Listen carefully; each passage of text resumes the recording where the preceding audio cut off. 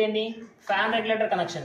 So ఈ fan regulator connection కూడా మనకు కావాల్సిన ఒక జంక్షన్ బాక్స్, పైపు, అలాగే ఇక్కడ ఒక 2-way గ్యాంగ్ బాక్స్. ఇది మనం ఇందాక వన్ వే దానికైతే వన్ వే గ్యాంగ్ బాక్స్ తీసుకున్నాం కదా. సో ఇప్పుడు దీనికి ఒక రెగ్యులేటర్ యాడ్ అవుతుంది కాబట్టి ఇది 2-way గ్యాంగ్ బాక్స్ తీసుకున్నాం. సో దీనికి కూడా సేమ్ ప్రాసెస్ ఏంటంటే ఇక్కడ నుండి ఇక్కడ వరకు వైర్స్ అనేవి రావాలా. ఇక్కడ ఫ్యాన్ రెగ్యులేటర్ కనెక్షన్ అన్నాం కాబట్టి ఇక్కడ ఫ్యాన్ రావాల్సిన ప్లేస్లో మనం ఏం పెట్టుకుంటాం అంటే ఒక బల్బే పెట్టుకుంటున్నాం. సో సేమ్ ఇక్కడికి ఫేజ్ న్యూట్రల్ రెండు రావాలి.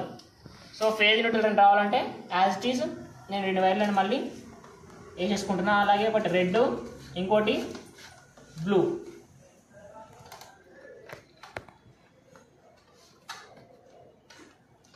సో ఇక రెడ్ వైర్ అయిపోయింది.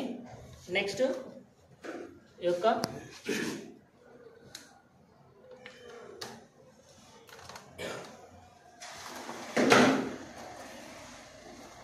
సో యాజ్ ఇట్ ఈస్ ఈ యొక్క ప్లేట్లో నుంచి వైర్ అయితే తీసుకోవాలి.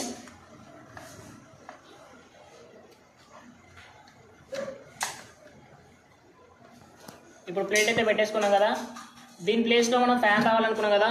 ఫ్యాన్ ప్లేస్లో మనం ఇక్కడ కూడా ఒక హోల్డర్ అనేది పెట్టుకుందాం. ఫ్యాన్ రెగ్యులేటర్ కనెక్షన్ అంటే మనం ఫ్యాన్ పక్కన రెగ్యులేటర్ ఉంటుంది కదా. సో దాన్ని తక్కువ ఎక్కువ చేసినప్పుడు ఆ ఫ్యాన్లో స్పీడ్లో చేంజెస్ అనేవి వస్తాయి కదా. సో దాని ప్లేస్లో మనం ఇప్పుడు ఏం పెట్టుకుంటున్నాం, ఒక బల్బ్ పెట్టుకుంటున్నాం కాబట్టి ఆ ఫ్యాన్ రెగ్యులేటర్ అనేది మనము తక్కువ ఎక్కువ చేస్తే ఈ బల్బ్ యొక్క బ్రైట్నెస్ అనేది చేంజ్ అవుతుంది. అది ఎలాగో ఇప్పుడు మనం చూద్దాం. ఫస్ట్ ఈ హోల్డర్ కనెక్షన్ ఇచ్చేసుకోవాలి.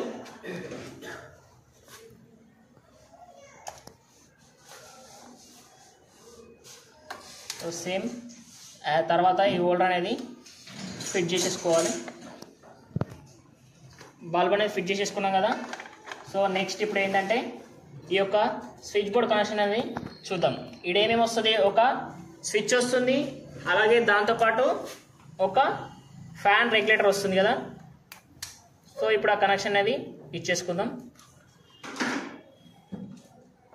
మనకి ఇదే బోర్డు, ఒకటి 1-way స్విచ్, ఇంకోటి ఫ్యాన్ రెగ్యులేటర్. ఇది దీని కనెక్షన్ ఎలా అంటే ఫస్ట్ మనకి రెగ్యులేటర్కి 2 వైర్స్ ఉన్నాయి కదా. ఈ 2 వైర్ల నుంచి ఒక వైర్ని ఏదైనా ఒక వైర్ మన ఇష్టం, అది ఏదైనా ఒక వైర్ని మనం ఈ యొక్క 1-way స్విచ్ యొక్క అప్ టర్మినల్లో కనెక్ట్ చేసుకోవాలి. 1-way స్విచ్ యొక్క అప్ టర్మినల్లో పెట్టుకోవాలి.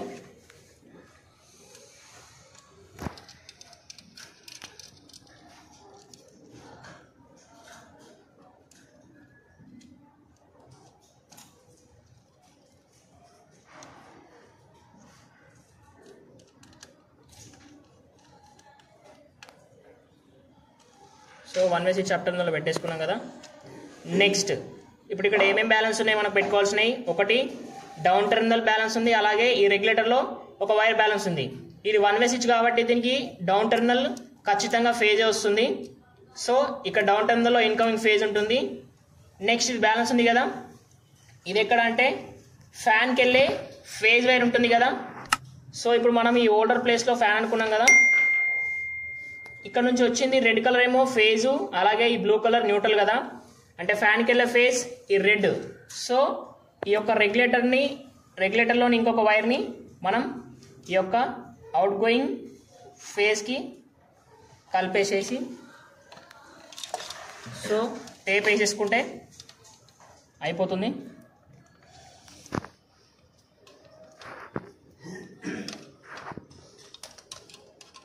ఇప్పుడు ఏమేమి బ్యాలెన్స్ ఉన్నాయి, ఇక్కడ ఓన్లీ ఇది అనేది న్యూట్రల్ ఫేజ్ అయిపోయింది కాబట్టి ఇక్కడ ఓన్లీ న్యూట్రల్ ఉంది. ఇక్కడ ఇన్కమింగ్ ఫేజ్ పెట్టుకోవాలి కదా. ఇన్కమింగ్ ఫేజ్ ఇక్కడ పెట్టేసుకొని ఇన్కమింగ్ న్యూట్రల్ ఈ న్యూట్రల్కి జాయిన్ చేసుకుంటే అయిపోతుంది. ఇప్పుడు మనకి ఇక్కడ కనిపిస్తున్నాయి కదా, ఈ యొక్క బ్లూ వైర్ అండ్ ఈ యొక్క బ్లాక్ వైర్ రెండు అనేవి మనకు incoming phase and neutral. So ఈ బ్లూ వైర్ని మనం న్యూట్రల్ అనుకుంటున్నా. సో ఇక్కడ న్యూట్రల్ బ్లూనే ఉంది కదా, దీన్ని కలిపేస్తున్నా. నెక్స్ట్ ఈ బ్లాక్ కలర్ వైర్ ఫేజ్ అనుకుంటున్నా. ఇదేంది ఇన్కమింగ్ ఫేజ్ కాబట్టి ఈ యొక్క ఫేజ్ని ఇక్కడ ఈ యొక్క స్విచ్లో డౌన్ టర్మినల్కి పెడుతున్నా. 1-way స్విచ్కి ఎప్పుడు కూడా డౌన్ టర్మినల్ ఫేజ్ ఉంటుంది కాబట్టి ఇది అనేది ఫేజ్ పెడుతున్నా. ఇప్పుడు ఏం బ్యాలెన్స్ ఉన్నాయి, ఇప్పుడు అందులో ఇంకా ఏం కూడా బ్యాలెన్స్ అనేవి లేవు. ఇప్పుడు నెక్స్ట్ ఏంటి, ఈ యొక్క బోర్డ్ని మనం ఫిట్ చేసేసుకుంటే అయిపోతుంది. ఈ న్యూట్రల్కి టేప్ వేసుకుంటే అయిపోతుంది.